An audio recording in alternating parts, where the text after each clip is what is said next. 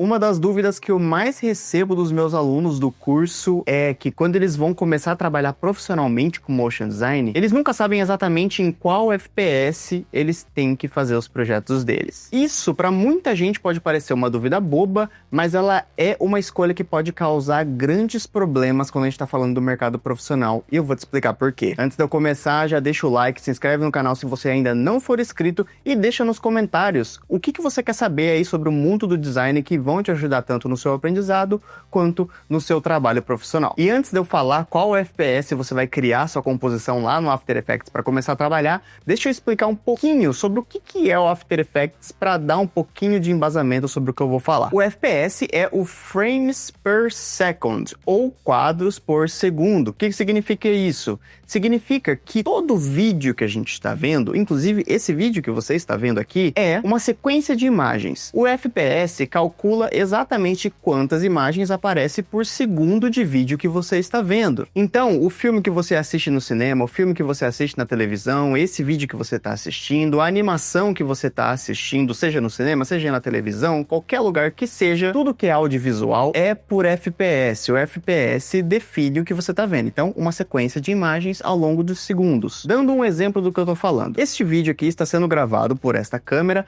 a 24 FPS. O que significa? Significa que ao longo de cada segundo desse vídeo estão em sequência 24 imagens. Então existem 24 imagens em sequência, criando essa sensação de movimento, beleza? Então ao longo de qualquer vídeo, qualquer animação que você vê, existem inúmeros frames, só que se a gente separar isso por segundo, ele vai ter uma quantidade específica. Entendidos? Então se você pesquisar, você vai ver que existem inúmeros valores de FPS que são usados para vários tipos de materiais. No cinema, por exemplo, a gente está acostumado a ver sempre o 24 FPS. Na televisão brasileira, a gente está acostumado a ver o 30 FPS. Na televisão europeia, muitas vezes a gente está mais acostumado a ver o 25 FPS. E os animes japoneses, por muitos anos, acredito que até ali o começo dos anos 90, os animes eles eram animados entre 12 e 16 FPS, depois que foi migrando ali pro 24. E isso falando dos animes que são seriados que vão pra televisão. Os animes que iam pro cinema sempre foram em 24. E hoje em dia, para quem é acostumado com lives de games principalmente, já conhece o 60 FPS, que é muito comum, porque o pessoal dos games trabalham com altas frequências e pra gente conseguir enxergar mais ou menos o que eles estão enxergando, quanto mais FPS, melhor. Existe uma fala muito comum que eu já repliquei por muitas vezes, é que o FPS 30 ou o FPS 24 são os FPS que se aproximam mais do olhar humano, mas isso não é uma verdade. Há um tempo atrás, pesquisando sobre esse assunto, eu descobri que isso é uma falácia, que alguém disse em algum momento e a gente acaba replicando por aí. O nosso olhar não está próximo do 24 FPS ou do 30 FPS, principalmente porque a nossa visão, ela não é baseada em FPS. O FPS é uma mecânica que foi inventada ali, pro audiovisual em si, para a gente simular como a nossa visão funciona e dessa forma a gente conseguir projetar imagens ali em vídeo. Então, a nossa visão não funciona em FPS. A forma como a gente enxerga não é em FPS. O nosso olho capta essa entrada de luz e o cérebro faz um tipo de processamento que não tem nada a ver com o FPS e que também eu não vou saber explicar para vocês porque não é a minha área de atuação.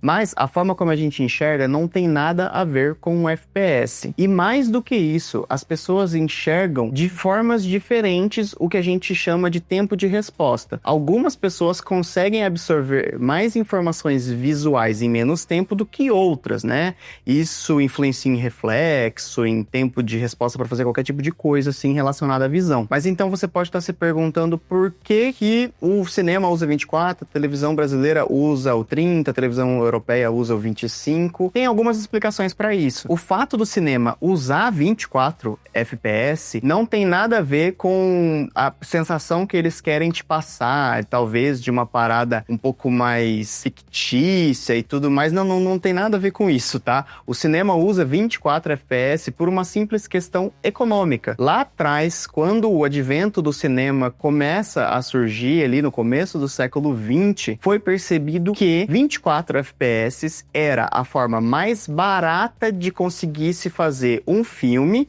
com áudio sincronizado. Então, se eles usassem menos de 24 FPS, o áudio não ia ficar sincronizado e a imagem ficava muito flicada, o que não dava uma sensação de que a gente estava vendo algo real. Então, com o 24, eles perceberam que eles conseguiam economizar em filme, né, o filme mesmo que usava para gravação, e eles conseguiam manter o áudio sincronizado. Então, por esse motivo que o cinema usa 24 e continuou até hoje, né? 24 FPS é o suficiente para o nosso cérebro conseguir preencher essas lacunas de imagens, até porque a gente tecnicamente enxerga muito mais do que isso, né? Então, o 24 já permite que o nosso cérebro preencha essas lacunas sem dar uma sensação de travamento, por exemplo. E isso acabou virando um padrão do cinema que é meramente econômico, tá? Então, foi uma questão econômica e ficou. E por que a televisão brasileira usa 30 e a televisão europeia usa 25?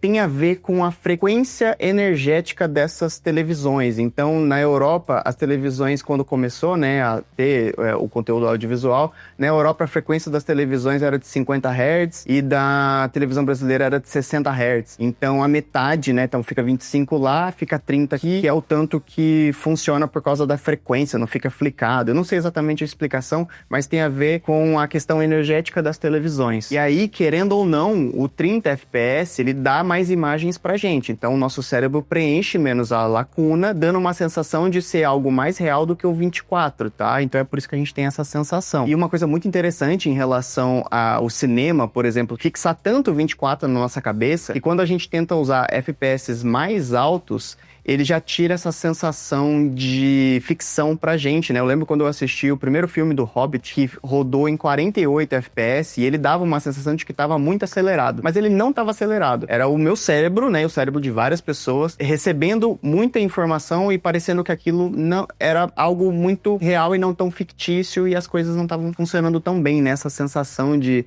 ficção não tava casando tão bem. E quanto mais FPS a gente usa, tende a trazer essa sensação mesmo. E uma coisa só pra complementar que pode ser uma dúvida é que a gente não enxerga em FPS, mas dá pra ter sim um comparativo do tempo de resposta da nossa visão, se a gente for fazer uma analogia ali, comparar com o FPS. Dá pra fazer sim um pouco esse cálculo, mas igual eu falei, cada pessoa enxerga de uma forma, então cada pessoa tem um tempo de resposta diferente. Existem alguns estudos que mostram que o tempo média de resposta do ser humano, se a gente fosse converter em FPS, estaria mais próximo dos 100, 120 FPS. Mas existem pessoas que conseguem ter um tempo de resposta muito mais rápido. Eu conheço pessoas que, se você coloca lá um monitor de 144 Hz e aí bota um jogo, por exemplo, e o FPS desse jogo cai 20, por exemplo, fica em 124, a pessoa já consegue notar essa diferença. Eu mesmo sou uma pessoa que não noto praticamente nada de diferença porque meu tempo de resposta não é tão alto assim. Mas isso é só pra você entender que 24 e 30 estão muito longe do que é a nossa visão de verdade, tá? A nossa visão de verdade, se fosse em FPS, seria muito maior do que isso. E agora que eu falei tudo isso sobre o bendito do FPS, a pergunta que é, qual é o FPS que a gente tem que usar para as nossas animações? Se você perguntar para vários motion designers, vários deles têm valores que eles particularmente gostam de usar.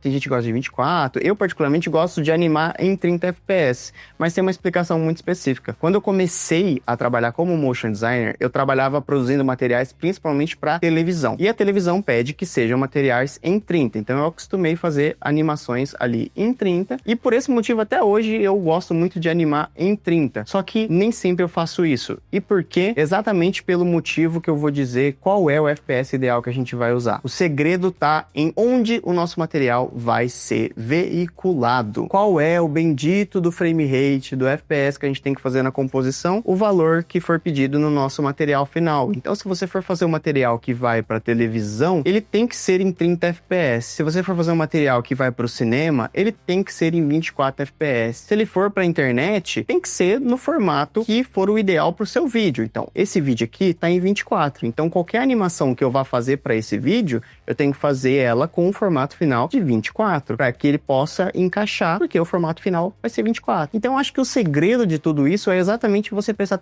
sempre atenção no formato final. Onde o seu vídeo vai veicular? Se você sabendo disso, você sabe qual é o FPS que ele precisa. Então, dessa forma, você cria sempre as suas composições com o FPS que vai ser a versão final ali, né, do seu projeto renderizado. E aí você pode estar se perguntando, nossa, mas eu gosto muito de um estilo de animação que traz um pouquinho mais de flick, um pouquinho mais de travamento. Eu gosto de fazer minhas composições em 16 FPS ou até mesmo em 12. nunca vai ser possível fazer isso? É possível sim. Por várias vezes a gente pode aplicar efeitos como o Posterize Time, por exemplo, para a gente diminuir o FPS dentro daquela composição sem alterar o FPS final. Então você pode pegar uma composição em 30 FPS, colocar o efeito de Posterize Time dentro daquela composição e você escolher o valor que você quiser. Você pode colocar ali 24, você pode colocar ali 15, 16, 17, 18, 12, o valor que você quiser, e aquela composição vai respeitar aquele efeito na camada de ajuste. Só que na hora que você renderizar, você vai ver que ele vai renderizar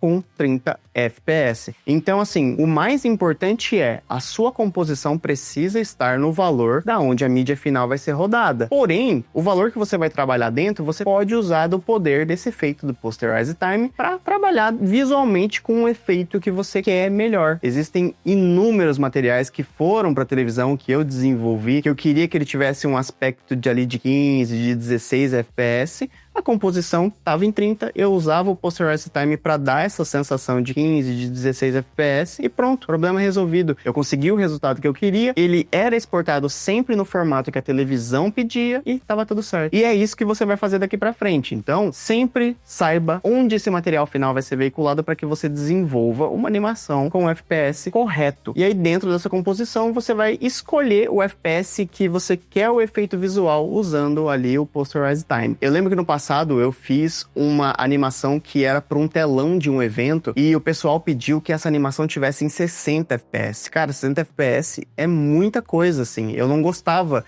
de como ficava a fluidez dos movimentos e a solução foi exatamente eu usar essa camada de ajuste com o Posterize Time para trazer o efeito da animação ali em 18, que era o que eu queria fazer para a aplicação. O material foi ali finalizado, exportado em 60 FPS, só que o efeito visual, visualmente, ele tinha a característica do 18 FPS. Cara, isso é muito comum, acontece bastante e a solução que você vai ter é sempre essa. Enfim, eu acabei gastando mais tempo explicando o que era o bendito do FPS do que gastando tempo explicando a solução, porque de fato a solução ela é muito simples, né? Só que eu achei importante trazer todo esse contexto para que essa solução tivesse bem embasada e eu conseguisse te explicar de uma melhor forma o que você precisa fazer daqui para frente, beleza? Se você gostou desse vídeo, deixa o like, se inscreve no canal se você ainda não for inscrito e aí na tela estão aparecendo outros vídeos que podem aí te ajudar no dia a dia no seu trabalho como motion designer, beleza? A gente se vê no próximo vídeo. Tchau, tchau!